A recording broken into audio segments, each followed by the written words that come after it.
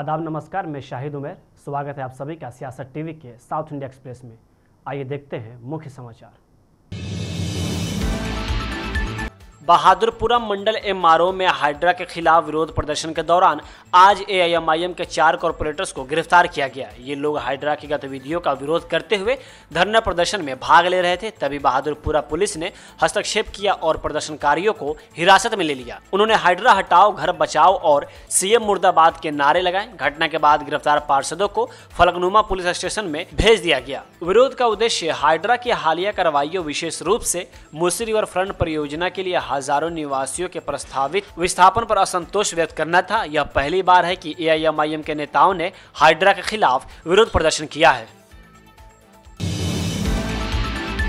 Congress party के कार्यकर्ताओं ने आज बंजारा हिल्स में भारत राष्ट्र समिति पार्टी मुख्यालय तेलंगाना भवन पर धावा बोल दिया और पार्टी कार्यकर्ताओं पर मंत्री गोंडा सुरेखा के बारे में आपत्तिजनक सोशल मीडिया सामग्री फैलाने का आरोप लगाया। कांग्रेस पार्टी के कार्यकर्ताओं बड़ी संख्या में आए और तेलंगाना भवन के सामने पुतला जलाने की कोशिश की, जबकि बीआरएस पार्टी के कार्यकर्ताओं ने इसको रोकने का प्रयास किया। स्थिति इतनी बढ़ गई कि पार्टी के 2 कार्यकर्ताओं के बीच मारपीट हो गई। कुछ देर के हंगामे के बाद आखिरकार कांग्रेस पार्टी के कार्यकर्ता मौके से चले गए।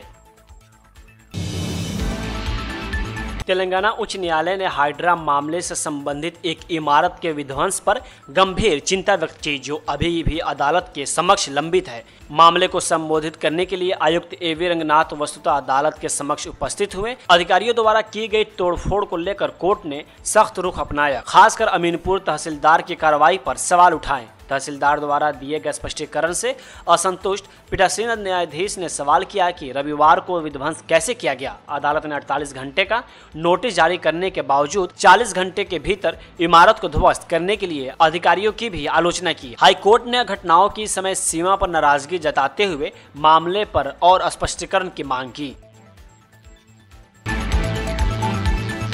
केंद्रीय गृह राज्य मंत्री बंदी संजय कुमार ने आज बीआरएस और कांग्रेस पर कालेश्वरम और मूसी विकास परियोजनाओं के नाम पर भ्रष्टाचार का आरोप लगाया। उन्होंने आरोप लगाया कि कांग्रेस ने मूसी रिवर फ्रंट डेवलपमेंट के नाम पर 1.5 लाख करोड़ की धोखाधड़ी की। हैदराबाद में लोग कांग्रेस से तंग आ चुके हैं। कुमार ने टिप्पणी की है कि हाइड्रा द्वारा किए गए विध्वंस के कारण संकट में पड़े लोगों के वीडियो देखता हूं। इसके साथ ही उन्होंने आरोप लगाया कि लोगों के पास उनके मकान के सत्यापित दस्तावेज होने के बावजूद उन्हें विस्थापित किया जा रहा है। उन्होंने सवाल किया कि क्या लोगों को कम समय में घर खाली करने के लिए कहना सही है, और वह भी बिना किसी नोटिस के।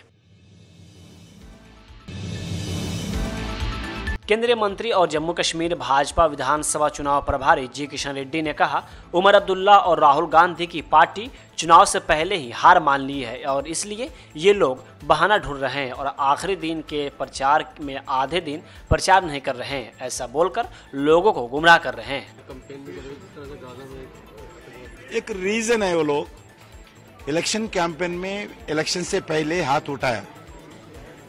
उमर अब्दुल्ला ने बोले हैं हम अभी पार्टी हमारा सरकार में नहीं आएगा, और कांग्रेस पार्टी तो राहुल गांधी आए भी नहीं, आया एक दिन में भी कुछ गलत बोलकर चले गया। इसलिए ये दोनों पार्टी इलेक्शन से पहले ही हार मान लिया, इसलिए इसको बहाना ढूंढ रहे लोग। बहाने के आधार पर आखिरी दिन में आधा दिन का प्रचार हम नहीं कर रहे, ऐसा लोगों को गुमराह करने के लिए एक सेंटिमेंट। कर्नाटक में वित्त मंत्री निर्मला सीतारमण के खिलाफ एफआईआर दर्ज होने के बाद से देश में राजनीति गरमाई हुई है। बेंगलुरु की विशेष अदालत ने चुनावी बॉन्ड के जरिए उगाही की शिकायत पर एफआईआर का आदेश दिया था। वहीं इस मामले में कांग्रेस नेता जयराम रमेश ने कहा, केंद्रीय वित्त मंत्री को नैतिक आधार पर इस्तीफा दे देना चाहिए। नहीं, कर्नाटक में एक ही मुद्दा है। परसों दिन एक एफआईआर दर्ज किया गया। एक विशेष अदालत ने कहा कि एफआईआर दर्ज की गई कि इलेक्ट्रल बॉन्ड घोटाले के संदर्भ में, और ये देखिए ये 5 पन्ने का एफआईआर है, कन्नड़ा में है। पर मैं आपको बताऊंगा एक्यूज नंबर 1 कौन है। एक्यूज नंबर 1 है निर्मला सीतारमण, एक्यूज नंबर 2 है ईडी, एक्यूज नंबर 3 है बीजेपी पार्टी, और एक्यूज नंबर 4 और 5 कुछ बीजेपी के कार्यकर्ता है। पर एक्यूज नंबर 1 वित्त मंत्री, फौरन इनको इस्तीफा देना चाहिए। Accused number 1। Accused number 2 ED, जो वित्त मंत्री के नीचे आता है, कंट्रोल करती हैं वही, और बीजेपी के कार्यकर्ता। ये क्यों किया गया? ये एएफआई विशेष अदालत ने क्यों आदेश दी? कोई व्यक्ति, निजी व्यक्ति गए थे कोर्ट में ईडी को लेकर, उन्होंने कहा ईडी में इलेक्ट्रल बॉन्ड को लेकर उन्होंने कहा कि इलेक्ट्रल बॉन्ड में वो धमकी देकर पैसा वसूली किया गया, चंदा इकट्ठा किया गया। और मैंने कई बार समझाया है, 4 रास्ते अपनाए थे 6 साल तक। पहला रास्ता था चंदा दो धंधा लो, दूसरा रास्ता था ठेका लो रिश्वत दो, तीसरा था हफ्ता वसूली, और चौथा फर्जी कंपनी। ईडी और इनकम टैक्स का दुरुपयोग हुआ। लोगों के खिलाफ ईडी और इनकम टैक्स छोड़े गए। उन्होंने इलेक्ट्रल बॉन्ड खरीदा, तब ईडी और इनकम टैक्स उनको रोक दिया गया, जांच नहीं करेंगे क्योंकि आपने इलेक्ट्रल बॉन्ड खरीद लिया। और 6,000 करोड़ से भी ऊपर चंदा इकट्ठा किया गया 5 साल में, 5.5 साल में बीजेपी पार्टी ने इतना चंदा इकट्ठा किया।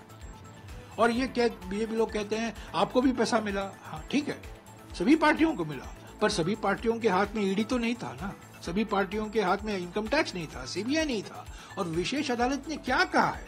उसने कहा है कि ईडी, क्यों ईडी का नाम एक्यूज नंबर 2 है? ईडी क्यों एक्यूज नंबर 2 है?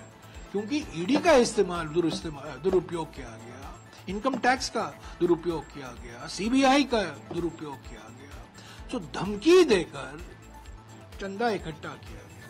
तो ये एफआईआर है, इस पर अभी जो कार्रवाई करनी चाहिए वो होगी, जो न्यायपालिका कहती है उसके आदेश अनुसार होगी। पर ये कांग्रेस पार्टी का एफआईआर नहीं है, ये किसी कांग्रेस पार्टी के कार्यकर्ता का एफआईआर नहीं है, ये विशेष अदालत है। और विशेष अदालत ने किसी प्राइवेट व्यक्ति, जो निजी व्यक्ति गए थे उनको इस घोटाले के मामले में, उसको सब जो जानकारी उनके सामने थी, उस जानकारी के आधार पर उन्होंने कहा ये एफआईआर दर्ज कर दो, एक्यूज नंबर 1 ये है, एक्यूज नंबर 2 ये हमने नहीं किया है, ये विशेष अदालत ने करवाया है।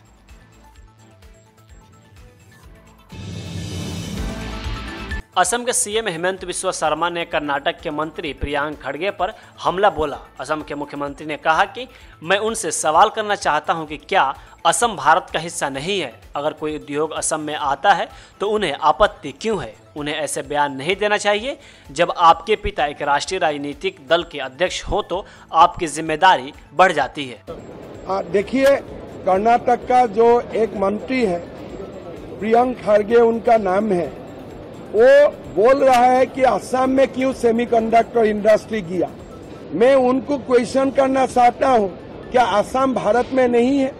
अगर असम में कोई उद्योग आते हैं, आपका क्यों आपत्ति करना चाहिए? कर्नाटक में जो भी होता है, असम तो कभी आपत्ति नहीं करते हैं। तो इसीलिए आपको सेंसिटिव होना चाहिए। एक प्रदेश का खिलाफ आपको ऐसे बयानबाजी नहीं करना चाहिए। जब आपका पिता एक नेशनल पार्टी का प्रेसिडेंट है तो आपका जिम्मेदारी और बहुत ज्यादा बढ़ जाते हैं। केंद्रीय मंत्री एचडी कुमारस्वामी पर कर्नाटक के डिप्टी सीएम डीके शिवकुमार ने कहा, पीएम मोदी ने उन्हें मंत्री बनने की जिम्मेदारी दी है, उन्हें उस पर ध्यान केंद्रित करना चाहिए।